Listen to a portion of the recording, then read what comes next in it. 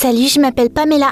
Jusqu'à mes 10 ans, ma vie était comme une publicité familiale parfaite. On vivait dans une maison confortable en banlieue, papa me conduisait à l'école et m'achetait de la glace juste comme ça. Et maman laissait tomber tout au milieu de la journée juste pour s'asseoir avec moi dans la cuisine et écouter pendant que je lui racontais les derniers potins. Tu es si spéciale, intelligente et belle. Tu es la meilleure fille du monde. Et je les croyais, parce qu'ils agissaient comme si c'était la vérité. Mais parfois, je remarquais de petites choses bizarres. Genre des fois, maman s'arrêtait à ma porte et me regardait pendant longtemps, comme si je n'étais pas sa fille, mais une vieille photo. Une ou deux fois, elle m'a même appelée Émilie. Maman, je m'appelle Pamela. Désolée, je suis juste fatiguée. J'ai rigolé parce que les adultes se trompent tout le temps, mais pour une raison quelconque, ce nom m'est resté dans la tête. Mais quand j'ai eu 10 ans, notre maison est tombée dans le chaos total. Maman est tombée enceinte et tout le monde était ravi. Mais personne ne s'attendait à ce que ce soit des triplés. T'imagines? Du jour au lendemain, je suis passée d'enfant unique à une sœur avec 3 petits frères. Après ça, mes parents n'avaient plus l'air heureux et détendus.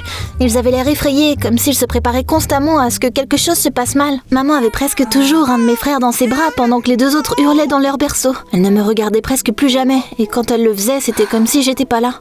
Papa a commencé à rentrer tard, à avaler sa nourriture, puis à disparaître de nouveau. Ça ne durera pas éternellement. Les bébés vont grandir, tout va revenir à la normale et je serai de nouveau la fille préférée. Mais les années sont passées et rien n'a changé. J'avais ce sentiment constant que je n'avais pas ma place, comme si j'étais quelque chose qu'on avait voulu jeter. Mais sans succès. Mes frères sont devenus plus grands, plus bruyants, et d'une manière ou d'une autre, ils étaient toujours au centre de l'attention. Je leur en voulais parce qu'avec eux, personne ne faisait attention à moi. Et parfois, je me surprenais à penser qu'ils n'étaient même pas vraiment ma famille. À un moment donné, c'était tellement bizarre que je suis allée chercher de vieux albums photos. Je voulais nous comparer en tant que bébés pour voir si on se ressemblait vraiment. J'ai fouillé toute la maison, mais je n'ai trouvé que des photos de mes frères. Il n'y avait pas du tout de photos de moi bébé. Maman, où sont mes photos? On les garde séparément, avec les vieux trucs. Elle a changé de sujet tellement vite. C'était la goutte d'eau de trop pour moi. Et au lieu de rester sans rien faire, j'ai fait tout ce que je pouvais pour qu'elle me remarque. J'ai arrêté d'être une bonne élève. Je sautais les cours et je me promenais dans le centre commercial. Puis je revenais tard à la maison et je claquais la porte derrière moi. On m'appelait souvent au bureau de la directrice parce que j'étais en retard. C'est quoi cette attitude? Je veux que tes parents viennent à l'école demain. Ouais, bonne chance avec ça. Ils n'ont pas le temps pour ça. Madame Batman s'est vite rendu compte que personne ne gardait un œil sur moi. Au lieu de te plaindre, tu pourrais essayer d'aider ta famille pour changer. Pour une raison ou une autre, ces mots ont eu un effet sur moi. J'ai commencé à me demander, peut-être que si je devenais utile, plus adulte, plus responsable, mes parents me remarqueraient enfin. J'ai commencé à aider dans la maison, à garder mes frères, à faire la vaisselle, à nettoyer les chambres. Mais maman faisait toujours comme si je n'étais pas là. Elle pouvait traverser la maison en marmonnant tout bas. S'il vous plaît, faites que tout se passe bien. Parfois, elle se trompait encore en m'appelant Émilie. C'est là que j'ai décidé de découvrir qui était vraiment cette Émilie. Mais peu importe à quel point j'ai cherché, je n'ai pas trouvé un seul indice. Un jour à l'école, ils ont annoncé une soirée déguisée. Et pour la première fois depuis longtemps, j'ai vraiment voulu faire une pause et me détendre. Papa, tu peux me donner un peu d'argent? J'ai besoin d'un costume pour la soirée déguisée de l'école. Oh, je suis désolée chérie. On a déjà tout dépensé pour les clubs de tes frères. À ce moment-là, j'ai réalisé que peu importe à quel point j'essayais, je viendrais toujours en 2e position pour ma famille. Le lendemain, après les cours, je me suis assise sur les marches. Je voulais pas aller à la maison. Pas parce que j'étais énervée ou triste, mais j'avais l'impression que la maison n'était plus un endroit où je me sentais en sécurité. Je suis restée là jusqu'à ce que les portes de l'école s'ouvrent et que Madame Batman sorte sur le porche. Elle s'est arrêtée et elle a demandé brusquement « Pourquoi tu ne rentres pas à la maison ?» Il n'y a rien de bon qui m'attend là-bas. J'ai fait ce que vous m'avez dit. J'ai commencé à aider mes parents, mais ça n'a rien changé. Ils ne font toujours pas attention à moi. À ce moment-là, Madame Batman s'est assise à côté de moi sur les marches. Je suis désolée pour ce qui t'arrive, Pamela. C'était bizarre parce que c'était bien la dernière chose que j'attendais de la directrice. Mais à ma grande surprise, je me suis sentie un peu mieux parce que pour une fois, quelqu'un me regardait comme si j'étais une personne, pas un problème. On est resté assises là pendant quelques minutes. Puis elle a dit que je devrais quand même rentrer à la maison. J'ai hoché la tête, je me suis levée et je suis partie, portant toujours cette petite flamme dans ma poitrine. Je marchais dans la rue pensive. Puis j'ai repéré un dépliant scotché à un poteau. Le genre où les gens publient généralement des publicités pour des voitures pas chères ou des cours de guitare. Le dépliant disait qu'une famille avait besoin d'une babysitter pour un petit enfant. Ça m'a fait réfléchir. J'avais besoin d'argent. Mais plus encore, j'avais besoin d'un endroit où je pouvais aller sans avoir l'impression de ne pas être à ma place. Le lendemain après les cours, je suis allée à l'adresse. J'ai frappé à la porte et je leur ai dit que je pouvais travailler comme babysitter. J'étais ouverte et sincère. J'imagine que ça a marché parce qu'ils m'ont écouté. Ils m'ont posé quelques questions et ils m'ont dit que je pouvais passer à l'essai. À partir de ce jour-là, j'ai commencé à venir chez eux tous les jours après les cours. Je donnais à manger à leur petit garçon. J'ai joué avec lui par terre et je l'ai surveillé pour qu'il ne mette pas tout ce qu'il trouvait dans sa bouche. Ses parents étaient vraiment des gens bien. Ils m'invitaient à dîner et ils me posaient des questions sur ma journée. C'était bizarre au début, mais c'était vraiment sympa. Quelques semaines plus tard, j'ai eu ma première paye. Je me tenais juste là, regardant les billets dans mes mains. Je n'arrivais pas à croire que j'avais mérité cet argent moi-même. Je me suis pris un costume pour la soirée déguisée de l'école sans demander la permission à personne. Toute la soirée passait comme si j'avais réussi à échapper à ma vraie vie pendant quelques heures et que j'avais atterri dans une autre, où je pouvais danser et rigoler sans me prendre la tête. Après la soirée déguisée, Madame Batman est venue vers moi, m'a regardée de haut en bas, puis elle m'a demandé avec une chaleur sincère: « Alors Pamela, comment ça va ?» J'étais tellement de bonne humeur que je lui ai tout dit. Comment j'avais commencé à faire du babysitting, à gagner mon propre argent et comment j'avais honnêtement l'impression qu'une nouvelle vie venait de commencer. Oh, regarde-toi, c'est magnifique. Je suis vraiment heureuse pour toi. On est juste resté là et on a parlé, comme si on n'était pas une directrice et une élève, mais juste deux amis qui rattrapaient le temps perdu. Au fil du temps, j'ai commencé à faire du babysitting pour différentes familles. Et la nouvelle s'est vite répandue, au point où d'autres personnes ont commencé à m'appeler. J'aimais pouvoir acheter mes propres affaires et ne pas dépendre de mes parents. Mais il y avait quelque chose que j'aimais encore plus que tout. Dans ces maisons, les gens me parlaient vraiment. Ils m'offraient du thé et me demandaient comment j'allais à l'école. Une des femmes pour qui je travaillais s'est avérée être une employée de maternité. Un soir-là, alors que je mettais son enfant au lit, on a bavardé. Je lui ai parlé de mes parents et de mes frères. Je me souviens de ces triplés. Où est ta sœur ? Je me suis figée et je lui ai demandé de se répéter. Honnêtement, je n'avais aucune idée de ce qu'elle voulait dire. La femme a fait une pause, puis elle a dit qu'elle avait dû se tromper. J'ai hoché la tête, mais ces mots sont restés dans ma tête et ont continué à tourner en boucle sans arrêt. Quand je suis rentrée à la maison, mes parents m'attendaient. « Pamela, où est-ce que tu disparais tout le temps ?» Waouh, je suis surprise que vous ayez remarqué. Je leur ai dit la vérité. Je travaillais à temps partiel comme babysitter. Ça ne leur a pas plu. Ce n'est pas sûr. Puis, je me suis souvenue de ce que cette femme avait dit. Au fait, où est ma sœur ? Maman est devenue pâle comme la neige et elle s'est précipitée dans une autre pièce. Et papa est juste devenu silencieux. C'est à ce moment-là que j'ai réalisé qu'il cachait clairement quelque chose. Le lendemain, je marchais dans une rue après les cours quand une voiture s'est arrêtée à côté de moi. Madame Batman s'est penchée par la fenêtre. Tu veux que je te raccompagne ? J'ai dit oui parce que je me sentais en sécurité avec elle. En chemin, elle m'a invitée à passer chez elle et j'ai haussé les épaules me disant « Bien sûr, pourquoi pas ?» La maison de Madame Batman s'est avérée propre et étrangement calme. Pas de fouillis, pas de jouets pour enfants, pas l'agitation constante à laquelle j'étais habituée. Il était évident qu'elle vivait seule. Je n'ai jamais été mariée, Pamela. Et je n'ai pas d'enfant. Même si j'ai toujours rêvé d'en avoir, mais à mon âge, il est déjà trop tard pour avoir un bébé. Puis elle m'a regardée d'une manière qui m'a mis mal à l'aise. J'ai toujours voulu donner tout mon amour à une petite fille qui en a vraiment besoin. Je comprends.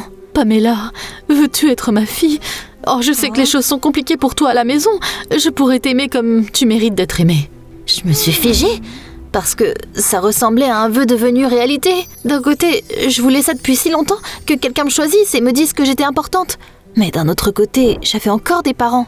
Bizarres, fatigués, toujours occupés, mais c'était quand même mes parents.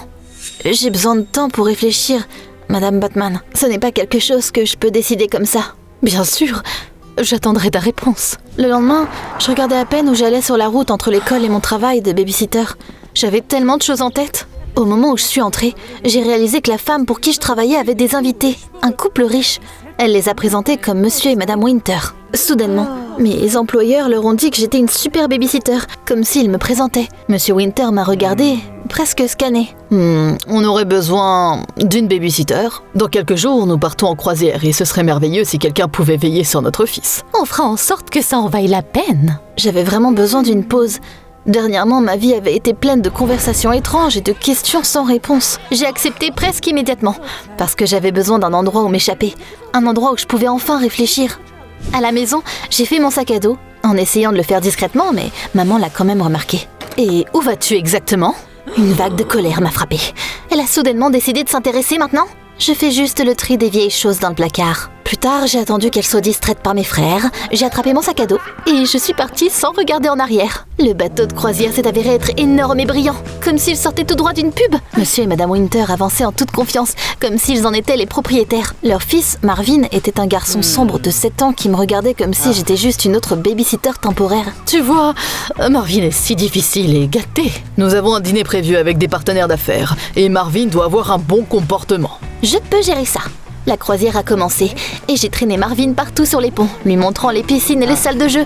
Mais il a surtout gardé le silence. À un moment donné, j'ai été distraite. Quand j'ai regardé en arrière, il jouait au bord du pont, glissant sur les planches mouillées comme si c'était un jeu. J'ai couru vers lui. Marvin a glissé et a commencé à tomber. Mais j'ai réussi à saisir sa main et à le ramener. À ce moment précis, mon téléphone est sorti de ma poche et a disparu dans l'eau. Marvin, qu'est-ce qui ne va pas chez toi? Mes parents adoptifs ne m'aiment pas. Il m'a dit que ses vrais parents étaient morts et monsieur et madame Winter l'avaient adopté. Ils s'occupent de moi, mais ils ne m'aiment pas. J'aimerais pouvoir récupérer mes vrais parents, même pendant 5 minutes, mais ça n'arrivera jamais. Ces mots m'ont vraiment frappée. Mes parents étaient encore en vie, et même s'ils ne me voyaient plus comme avant, au moins ils étaient toujours là. La culpabilité m'a rongée, et j'ai voulu rentrer chez moi. Puis je me suis souvenu que mon téléphone était quelque part au fond de l'océan maintenant. Je me suis donc dit qu'à mon retour, je parlerai à mes parents quoi qu'il arrive. Ce soir-là, monsieur et madame Winter nous ont traînés, Marvin et moi, à un dîner d'affaires. Presque tous les couples riches avaient des enfants, habillés, coiffés à la perfection, et beaucoup trop bien élevés pour leur âge. Marvin, s'il te plaît, agis, ne fais pas mal paraître tes parents adoptifs. Marvin m'a regardé avec le regard fatigué d'un adulte, et il a juste hoché la tête. Il y a longtemps que les gens attendent toujours quelque chose de lui. Il s'est assis à côté de moi, mangeant sa nourriture en silence et agissant comme le gamin parfait. Monsieur et madame Winter n'arrêtaient pas de lui lancer ses regards. À un moment donné, toute cette scène a commencé à me rendre malade. Mais j'ai continué à sourire et à faire semblant que tout allait bien. À la fin du dîner, on est retourné dans nos chambres, et Marvin a été envoyé directement au lit. Je suis restée un peu dans le couloir parce que j'avais besoin d'un moment pour reprendre mon souffle. Et c'est là que j'ai accidentellement entendu monsieur et madame Winter parler au coin, sans même essayer de baisser la voix. Oh, une fois la croisière terminée, nous devrions ramener Marvin à l'orphelinat. Oh, je suis d'accord. Nous n'avons pas besoin d'un enfant compliqué comme ça. Il ruine notre image d'une famille parfaite. Ils l'ont dit si calmement, comme s'ils parlaient de retourner en achat défectueux. À ce moment-là, quelque chose en moi s'est retourné. Je me suis discrètement glissée dans ma chambre et je suis restée là toute la nuit, éveillée, me souvenant des mots de Marvin, pensant à mes parents et de l'offre de Madame Batman, qui me semblait maintenant encore plus bizarre. J'étais submergée par toutes ces pensées et, aux premières heures du matin, j'ai fini par m'endormir, tout simplement parce que mon corps ne tenait plus. Le lendemain, j'ai été réveillée par un bruit étrange et une commotion sur le pont. Quand je suis sortie pour voir ce qui se passait, j'ai repéré un bateau de la gare côtière qui se dirigeait vers notre bateau. Pendant une seconde, j'ai cru qu'il y avait eu un accident, mais quand le bateau a filé et que les gens ont commencé à remonter l'allée, je me suis figée. Parce que j'ai reconnu mes parents dans la foule. Mes parents se sont précipités vers moi, sans faire attention à qui que ce soit d'autre autour de nous. Ils m'ont serré très fort, comme s'ils avaient peur que je disparaisse. Oh, on était tellement inquiets. On a réalisé que tu n'étais pas rentrée pour la nuit. On a contacté la famille pour laquelle tu faisais du babysitting et on a appris pour la croisière. Chérie, rentrons à la maison. À ce moment-là, j'ai réalisé que malgré toute ma rancœur, je voulais vraiment y retourner. Quand on est rentré à la maison, mes parents m'ont fait m'asseoir et, pour la première fois depuis longtemps, ils m'ont vraiment regardée, comme s'ils me voyaient vraiment. On est désolé pour tout, Pamela. On t'a gâché quelque chose. Il s'est avéré que je ne suis pas née seule. J'avais une sœur jumelle, Emily, et elle est morte peu de temps après notre naissance. Mes parents ont décidé de ne jamais me le dire pour ne pas me traumatiser. Maman était tellement terrifiée à l'idée de perdre un autre enfant qu'après la naissance des triplés, elle s'est complètement concentrée sur eux et n'a pas réalisé à quel point elle s'éloignait de moi. J'ai pleuré et je les ai serrés fort parce que pour la première fois depuis des lustres, tout avait enfin un sens. Et même la douleur de cette histoire semblait plus honnête que toutes ces années de silence. On est vraiment désolés, mais à partir de maintenant, les choses seront différentes parce qu'on vous aime tous de la même façon. Le lendemain, je suis allée à l'école et j'ai trouvé Madame Batman. Je suis désolée, Madame Batman, mais je ne peux pas être votre fille. Je reste avec mes parents. Je comprends. Mais vous savez, il y a un garçon qui s'appelle Marvin, qui a besoin d'une mère autant que vous avez besoin d'un enfant. Elle a souri d'une manière qui m'a fait réaliser que cette histoire n'était pas encore finie. Parfois, les adultes gâchent les choses, non pas parce qu'ils ne t'aiment pas, mais parce qu'ils ont peur. Et parfois, on cherche l'amour partout où on peut, juste pour éviter d'avoir une conversation honnête avec les gens juste à côté de nous. Et toi, comment vont les choses dans ta famille ?